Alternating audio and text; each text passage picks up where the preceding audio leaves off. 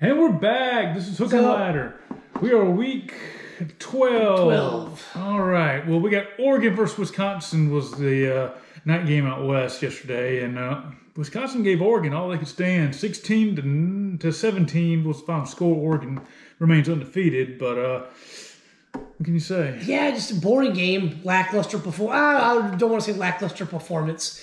Boring game.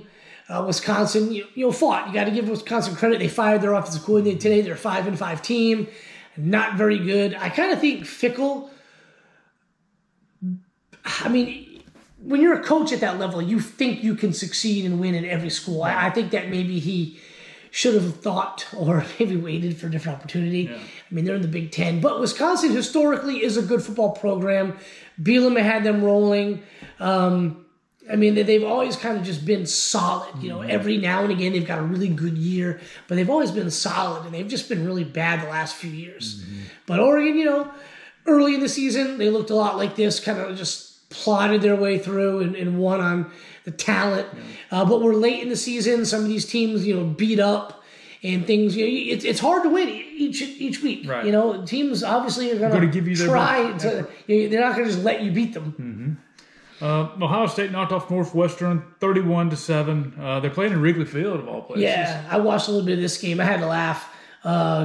Friend of ours, Chris Connolly from the group, the football group that we're part of. Mm-hmm. I like going on his social media during these games because he'll post things and it was funny. He was like, "We should be down 14-0 right now," and I'm like, "Dude, you're up 21-7. Mm-hmm. Relax." He's like the doom and gloom. Well, against Ohio State, we're gonna lose. I'm like, man, you're gonna win 45-10. Relax. Yeah.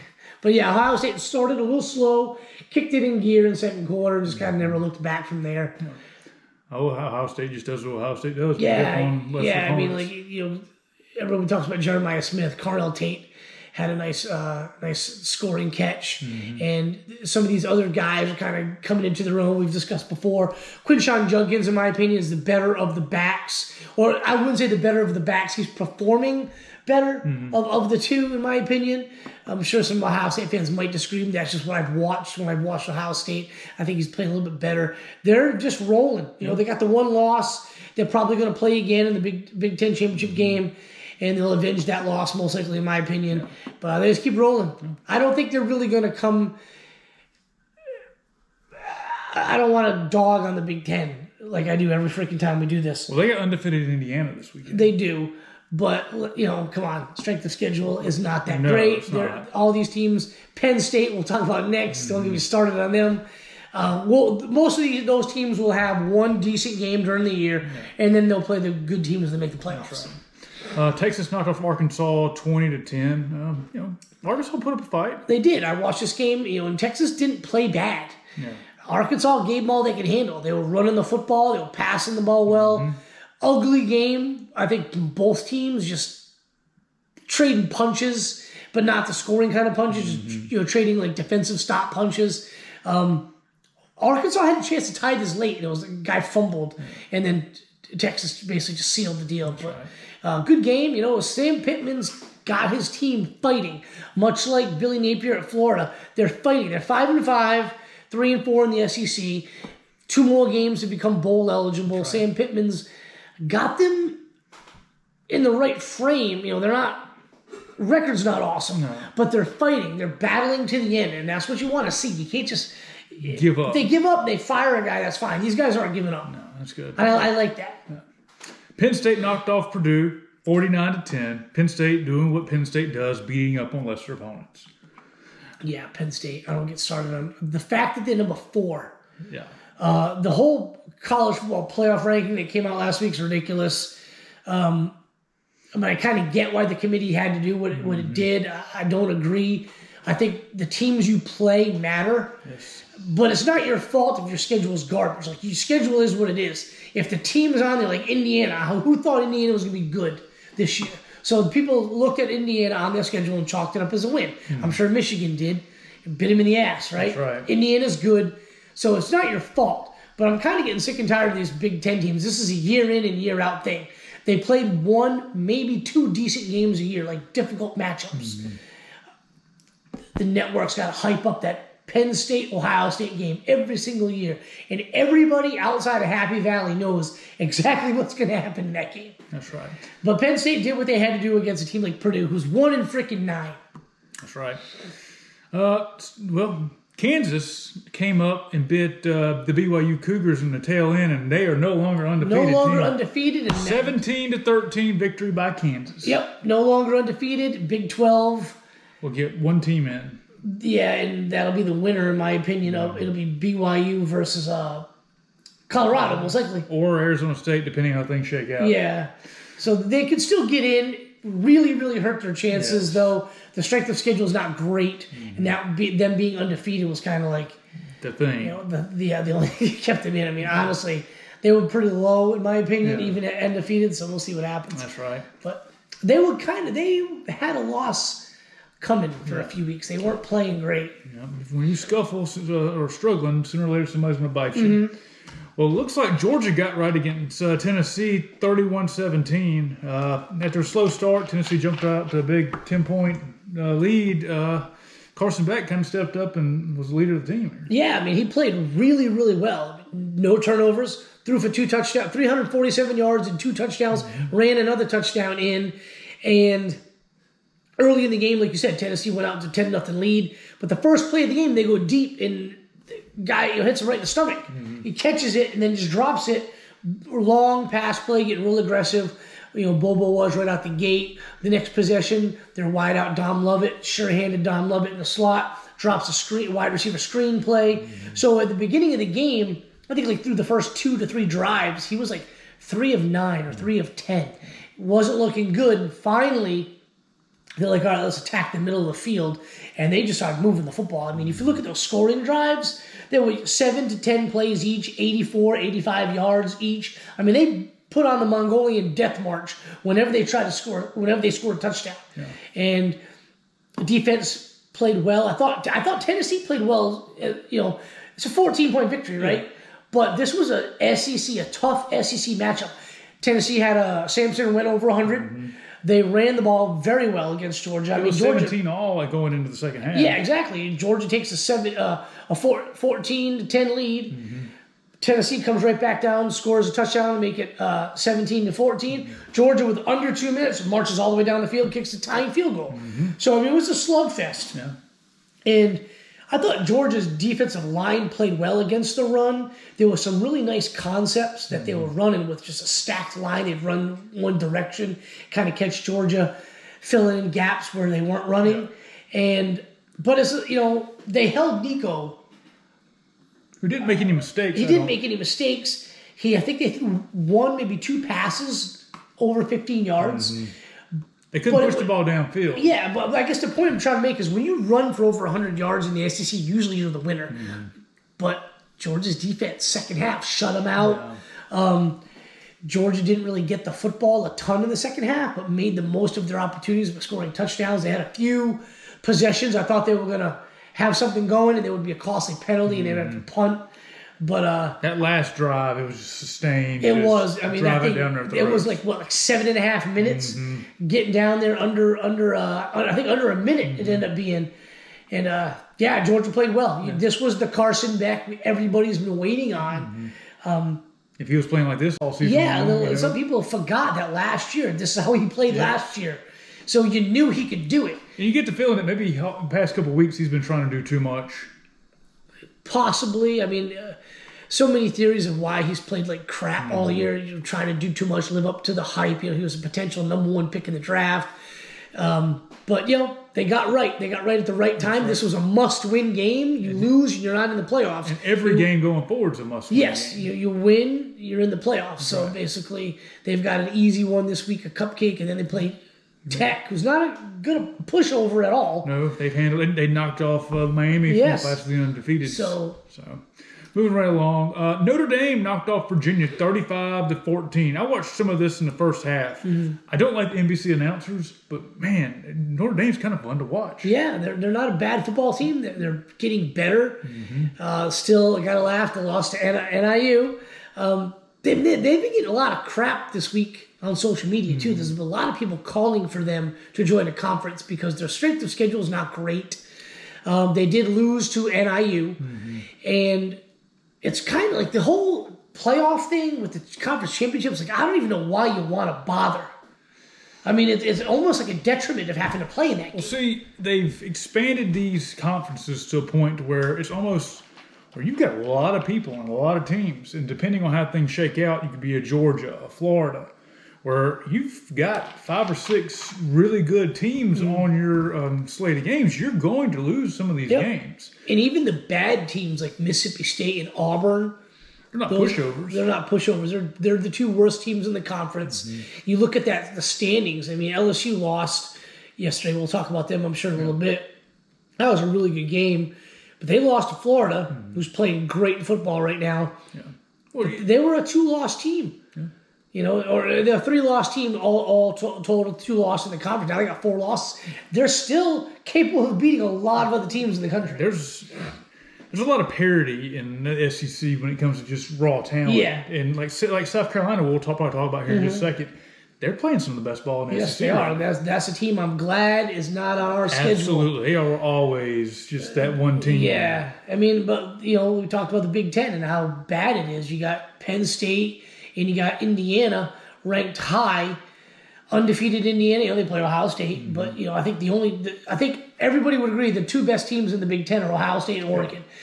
After that, I don't think either one of the other 2 even deserves to be in the playoff because it's just going to be go in and get spanked in the first round by one of these SEC teams that have already dropped 2 games. That's right. So Alabama, speaking of 2-loss teams, Alabama knocked off Mercer 52-7. I don't think you've Is seen that the Mercer that's in Macon? Yes. Oh, that's kind of cool. Yeah, I mean, I watched a little bit of this game. I tuned in just to see what's his face, the 17-year-old kid that everybody wants to remind us that he's only 17, 500 times a game. Yeah. He did an end around for touchdowns, pretty cool. I think Ryan Williams, Jalen Miller looks good. I mean, they're kind of peaking at the right time right now. You don't want to play them right now, no. for sure. Boise State knocked off San Jose State 42-21. I think Genty might win the Heisman. Everybody's saying Travis Hunter this, Travis Hunter that. You look at the guy's stats. I mean, we've talked about it before. He'll be in New York. Yeah. You cannot deny what this cat's doing. Yeah. I mean, everyone's like, running backs do this. No, running backs. This is a very, very good season for running backs. This is special. Yeah. I usually watch them. I didn't watch any of this game last night. I had a little too much to drink earlier in the night, and I kind of called it a night a little early, but I do like watching Genty. I think he's really, really good. SMU knocked off Boston College 38-28. SMU sitting here 9-1, poised to do something in the ACC. Most likely go to the ACC championship game. This was a barn burner. I didn't really watch much of this game. I tuned in a little bit, didn't really watch much of it. I do know that they kind of had to, score late. Yeah, but I mean, I saw some of this game. You look at this SMU team.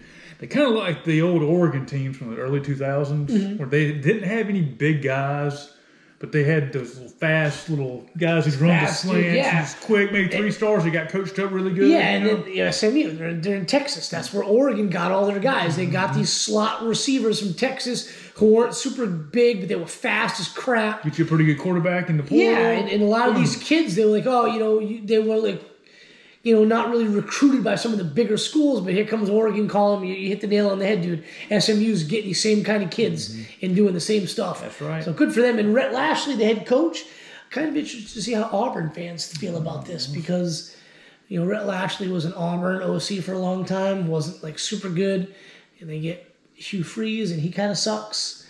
So maybe Rhett Lashley, Auburn coach in the future. You never know. You know how they like to bring dudes back. Yeah. All right, Texas A&M knocked off New Mexico State 38-3. Texas A&M, they just keep winning. They do. In this last game of the year, Texas A&M will probably determine who's going to the SEC championship game because they win and they're going. Yeah.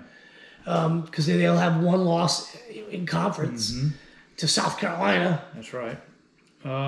We got Arizona State knocked off Kansas State 24-14. See any of this one? I didn't watch this game at all. No. But they're 8-2. There's a couple of 8-2 Big 12 teams like Colorado, who seems to be playing pretty well right now. I watched this game. I had this game on. I did not change it. I had 3 other games going on at the same time. was basically focused in on this one to see Travis Hunter because I particularly think Genty should win the Heisman. But you cannot deny the amount of plays this cat plays. It's 130 plays a game. Yeah, I mean, like, this ain't just like Charles Woodson and Champ Bailey, where they're playing on D and they get in a handful of offensive snaps. This cat's playing like the whole game, both sides, and he's playing well. Yeah, he's a special talent. He's making catches. He's getting touchdown catches. He's making interceptions. The dude just doesn't have a bad game. He's doing something major every game. What do they say? Big time players make big time plays in big time games. This kid, as much as I want to root against him, I'm still kind of irritated about the whole American flag thing last week, and I don't think it's the fault of Colorado's team or anything. I think that's an administration deal, but I think the kid's going to win. I really do. I mean, he looked good yesterday. He did the Heisman pose, which I thought was funny. There's been a lot of guys over the years doing that. I got no problems with that. I had a little bit of a problem last week with them all hopping on the ball boy for smacking the football. It didn't look like he smacked it. It looked like he was trying to get it and didn't get it, and he hit it out of their hand. That was blown out of proportion. But they looked good. Their defense is way improved from the beginning of the year. The offensive line is way improved. They're going to the Big 12 championship most likely. They're probably going to win it and make the playoffs. Everybody doubted these guys. Yeah, Deion's getting it done in Colorado. He is. I did after last year, after the first couple of games, after what Nebraska did to him. I was like, "There's no way, man." All of a sudden, these guys are like, maybe we finally start playing football. You know, they got 2 games left, and they win these 2 games. They're playing. They're in prime position to actually do something this season. They're playing good football. New Mexico knocked off Washington State 38-35. How did Washington State get ranked 18th? I have no idea. I haven't seen them play all this year. No. Watched Louisville and Stanford. Always like seeing Stanford lose. And what happened, Louisville? You let me down. You beat Clemson a week or 2 ago. You looked good doing it. This was did you watch any of this game? This was the most ridiculous ending, right? So there's 3 seconds left on the clock. Stanford gets a pass. They go out of bounds. It's 1 second left. It's tied, 35-35. Louisville's no business letting Stanford be tied with them. Stanford sucks. Okay, they're 3-7. They're terrible, and rightfully so. The entire university is absolute garbage. They suck. I hate everything Stanford is and stands for. Guy goes out of bounds. They call a personal foul, unsportsmanlike conduct on a dude on the sideline, and it was like a nothing burger. I mean, they picked up a leg a little bit. Watch the replay. So they give him the 15 yards. It's a long-ass field goal. So they go to snap it. Homeboy goes offside. 5 more yards. It was a 20-yard swing. He ended up kicking a 35-yard, 45-yard field goal for the win. And the coach of Louisville was none too happy, as you can imagine. I'm sure.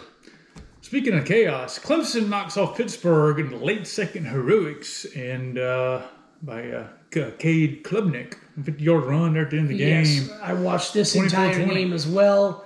Kind of stopped paying attention to it though. I started paying attention late because watched it early. Clemson was taking a lead. It looked like Pittsburgh really didn't have anything in the tank after the original score.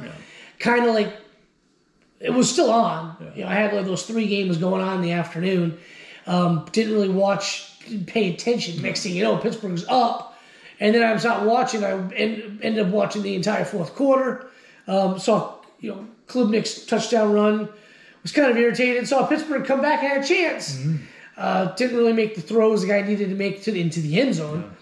But I really dislike Clemson. I mean, they've got 2 losses. One in the ACC. The 7-1 the ACC. They're probably going to make the championship game. Well, so there's 3 teams. No, they won't. It'll be no. It just depends on. I don't know how they're determining because there's so many teams like the SEC and the ACC right now that have the same record. Clemson's 7-1 in the conference. SMU's undefeated in the conference, and Miami's got 1 loss in conference. I don't know that. I don't have the schedule. I don't know if they've got to play each other. Is it rankings determining this? I have no clue. What? I did see the SEC tiebreaker. It was a mess. Crap. Good luck with that. It's awesome. But I just don't like Clemson. I don't like Dabo. There's some guys on the team there's just I just don't like them or their players. That's right. South Carolina knocks off Missouri 34-30. South Carolina might be one of the better teams in the nation right now in the past week or 3 weeks of just the way they're performing on the field. They're playing above. I guess they're getting coached up. Yes. And they're showing it on the field. There's no way they should be 7-3. In my opinion, they should be 8-2 at the least. They should have knocked off Alabama. Yep, and they've also should have knocked off LSU. Those are 2 losses that they had that I thought they were easily in the driver's seat in those games, especially the Alabama game. Yeah. But the story of this game, in my opinion, is Missouri. Yeah. I thought this was going to be a blowout. I thought Brady Cook's hurt. There's no way they're going to be able to block those 2 defensive ends. Missouri played damn good football. Really good football. I mean, it was. They came back. It wasn't close at halftime. They were down big. They come back in the second half, looked good doing it, scored a touchdown under 2 minutes. We thought that, Luther Burden, the elite wideout that'll be in the NFL next year, gets a touchdown pass, and what does they do? Lenore Sellers just brings them all the way back. Killer shovel pass to Rocket Sanders, who just plows into everybody and goes into the end zone for the game-winning touchdown. Great game. I watched a good bit of the end of this, and just the atmosphere there. Beamer covered in like I think they threw something out. Yeah, was it Gatorade? I didn't see what they threw out. It was soaking wet. Yeah. Apparently, one of the plays they called was a play that his kid ran for a touchdown in a flag football game that morning, and they just called the same kind of play and scored the touchdown. I think that's awesome. It is. Them and Alabama, 2 teams I don't want to play right Absolutely not. Florida knocked off LSU 27-16. Brian Kelly's in trouble. He is. And he's... I never thought he was a great coach. I thought he lucked out being at Notre Dame. And then when they played actual teams, they got boat raced. I thought he would... I don't think he was the right guy. When he got hired, I didn't think he was the right guy. He was not a Southern guy. He's from the Northeast. And not to say that you can't win. We kind of saw that with Auburn hiring Brian Harsin. I believe to really win and have a sustained success in the SEC, you got to have a Southern dude. And it has nothing to do with like North versus South. It's like you got to have a guy in the area with the high school coaches, the connections and networking. I feel that's massive, especially in Louisiana. They get so many guys out of their home state. That's right. But he's just like a used car salesman with the whole pounding his fist on things. That fake as shit to me. First week of the season. They've lost 4 games after being in control of their own destiny. They basically let destiny walk out the window with another dude. Florida took it to him. DJ Lagway looked good. Florida's defense looked good. Florida's running game looked good. Florida's 5-5. I don't think anybody thought they'd be 5-5. That's right. I thought they won like 3 games. I think were chalked up as losses, and they played Texas tough. They played Georgia tough. Tennessee in Tennessee. It is what it is. We're going to talk about Tulane or Navy. Just move on. I watched a little bit of this game. Tulane's looking good. Tulane, last few seasons, they've been good. I dig their uniforms. Yeah. I dig that, like the green and the blue helmets. I dig it. They look good. Old Hogansville High School was the Green Wave. Huh? Old Hogansville High School was the Green Wave. Oh, really? Yep. I didn't know that. Yep. Let's talk about next week's games. It's always that week before the end of the season. Yeah, that's one of the perennial cupcake SEC weekends. But somebody always shoots to bed this weekend. Yes. It's always happens. NC State at Georgia Tech, 7:30 on Thursday night. You can get a ticket for $17 if Bobby died. Let's see. Wow, so they get a long week to prepare for Georgia. And Georgia's got a short week to prepare for them. Clean, old-fashioned 8. Indiana, Ohio State, probably the game of the week. Noon kickoff. Oh, God. Yep. Game of the week. One of the biggest games in that conference this season, and it's at freaking noon. I know that's their thing. That's their thing. They do the noon kicks. Nobody likes them. We've talked about it before. Stupid as crap. Wake Forest has got Miami at noon. Miami just needs to win. They just need to win out and set everything in motion. Oh, my God. I feel bad for Florida. Their schedule is brutal. It is terrible. Their schedule was set up like Billy Napier slept with Schedule Maker's wife, and that was him getting his revenge on Napier. I mean, and Mark Rick came in and he was tag teaming it, but it was Napier's call to make it happen. Brutal. Like, they got to play Ole Miss. I mean, at least it's at home. Yeah. but still. But they've been playing tough, so I'm not going to say Ole Miss is going to boat race them. They're going to fool around and be bowl eligible. They got Florida State next week, or week after next. Florida State. They're terrible. So, hey, they didn't lose yesterday. No, they didn't play. SMU has got Virginia at 12 o'clock. You can get a ticket for $17 to go see the number 14 team in the nation play in Virginia. Illinois at Rutgers, you can take it for $18. I should text Jerry and be like, dude, go to New Jersey for the weekend. You can go to the game. I would be down to go to Rutgers. I think it'd be kind of cool. I don't want to step foot in New Jersey ever again. So what else we got? Played a lot of hockey in college in New Jersey. You got Tennessee's got UTEP. Was it University of Texas El Paso? Yep. Let's see what else. Florida State might get a win with Charleston Southern. They could have 2 wins. Yeah, right. Let's go. Seminoles. Let's see. What we got? There's really not a whole lot. Kentucky at Texas. That's that should 3:30. be interesting to watch. Absolutely. Penn State's got Minnesota. We say that like it's like this big matchup. Minnesota's not bad. Well, here's the interesting one. BYU taking on Arizona State at Arizona State. Well, that's a $182 ticket right now. Wow. Colorado at Kansas. That's not going to be an easy win. No, that's a sneaky good game. Citadel's going to Clemson. Citadel has beaten a team from South Carolina before. Yeah. They beat South Carolina a few years ago. Wisconsin against Nebraska. Not a great slate of games this coming up week. No, let's see what else we got. Pittsburgh at Louisville. Interesting. You get Missouri versus Mississippi State. Army versus Notre Dame. That should be a decent one. That's a 7 o'clock at night game. Probably catch the end of that once we get home. There we go. 7:30. Alabama at Oklahoma. Not a premier matchup by any stretch of the imagination. Alabama should roll, but Oklahoma's defense at least has a pulse. That's right. A&M at Auburn should be a good game. Jordan Hare's not the easiest place to play, even though Auburn stinks. But so Cam Coleman had 2 touchdowns yesterday. The 5-star phenom freshman wide receiver who hasn't really performed well because look who's throwing to the poor bastard, right? They need a QB. If they get a QB, that kid will be fine. But Hugh Freeze, as bad as they are, there's one game per year that they always almost, I say it never happens, but they almost knock somebody off. Last year that was Alabama, and they should have beat Alabama last year. They should have. Freaking Hail Mary play, basically. Yeah. We got Vanderbilt at LSU. Can LSU right the ship? Probably, but their season's over. They're not going to playoffs. They're playing in some kind of New Year's. It's like some kind of rivalry weekend to some extent. USC, UCLA. That would be a good game. Watch that when we get home from our game. Not a whole lot of good games. But somebody's going to lose that shouldn't be losing. Yeah, it always happens. Yep. That concludes this week's slate of games. We'll do it again next week. And I guess this time next week, well, no, it won't be this time next week. It'll be this time next week. The following week, we'll know who's playing for title games. Yeah.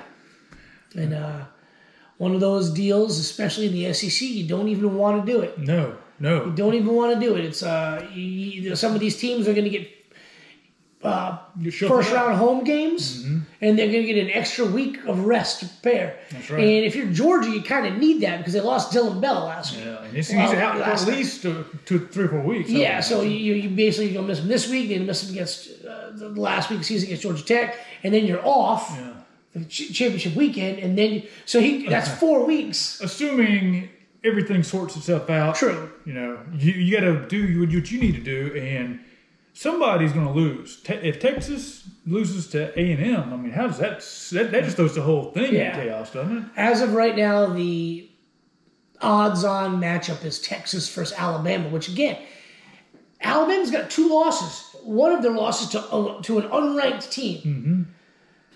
If they take a third L... That's it. They're done. They're done. So they're playing Texas, odds-on, when I'm saying it's happening, but odds favorite is Texas-Alabama. That's a game why would you want to play?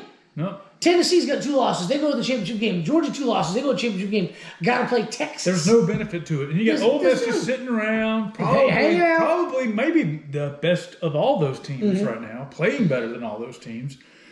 I don't know. I really don't know. It's going to shake out one way or another. It's going to be kind of cool how it does. No. But I've been saying this the last few weeks. You kind of don't want to play in the conference championship game anymore. Win your games. And let Texas figure out what they want. Mm-hmm. You guys have a good week. See ya.